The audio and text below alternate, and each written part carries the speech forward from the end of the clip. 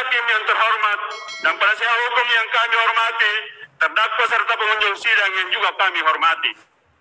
Sungguh sangat disayangkan seorang tokoh agama yang mengaku dirinya imam besar dari sebuah organisasi keagamaan yang memiliki visi misi untuk menciptakan akhlakul karimah dengan program revolusi akhlaknya. Akan tetapi dari semua ucapannya sangat bertentangan dengan program revolusi akhlaknya karena sering merendahkan orang lain. Dalam hal ini jaksa penuntut umum yang sering dimaki dan diumpat dengan kata-kata yang kurang pantas dari segi akhlakul karimah. Apalagi diucapkan di muka persidangan terbuka untuk umum oleh seorang tokoh agama yang mengaku imam besar dengan kata-kata biadab, tidak beradab, keterbelakangan intelektual, pandir, dan seterusnya. Pada prinsipnya, semua manusia yang ada di dunia ini adalah ciptaan Allah Subhanahu wa Ta'ala yang memiliki kesamaan derajat di mata Allah Subhanahu wa Ta'ala, dan yang membedakan hanyalah ketakwaannya. Siapa yang bisa mengukur ketakwaan seseorang manusia di mata Allah Subhanahu wa Ta'ala adalah Allah Subhanahu wa Ta'ala itu dengan manusia itu sendiri.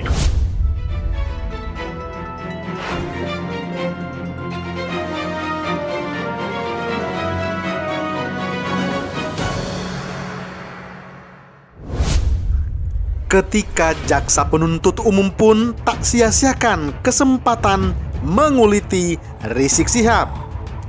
Ditulis Ayas di siword.com. Hai Indonesiaku, Assalamualaikum.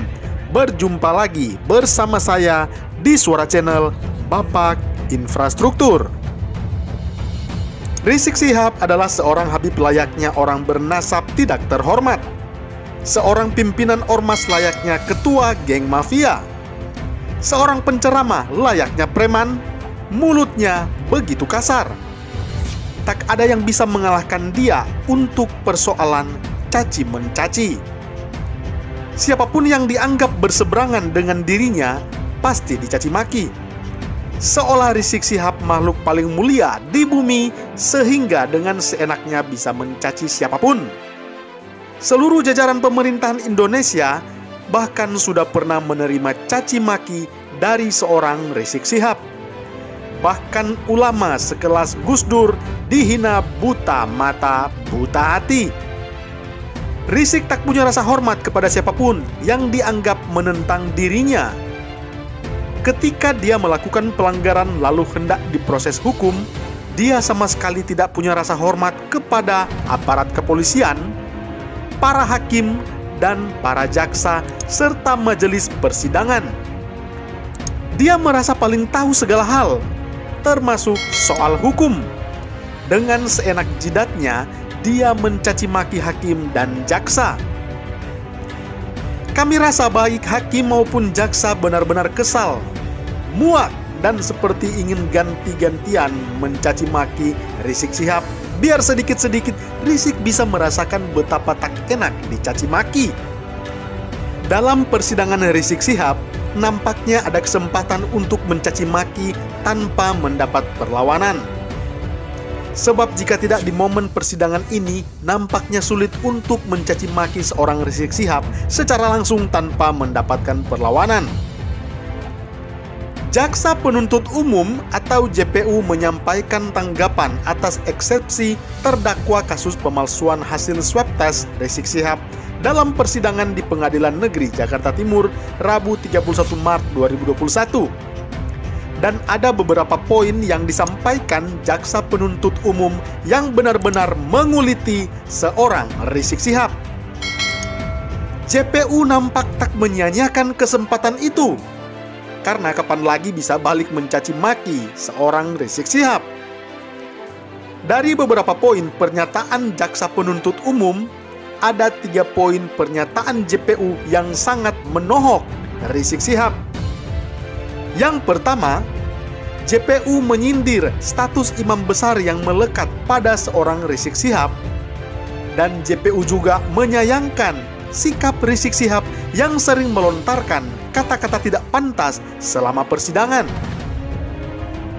Jaksa membeberkan, Rizik kerap melontarkan kata-kata yang merendahkan orang lain, termasuk untuk jaksa penuntut umum, seperti dungu, intelektual rendah, dan zalim. Padahal, Rizik selama ini dikenal sebagai tokoh agama panutan masyarakat. Jaksa menyayangkan kata-kata tidak pantas itu dilontarkan oleh seorang Rizik Syihab saat sidang secara online dan dapat ditonton oleh publik. Menurut jaksa, sikap Rizik tersebut tidak menggambarkan revolusi akhlak yang sering digaungkan oleh terdakwa. Yang kedua, jaksa menyindir Rizik ketinggalan zaman.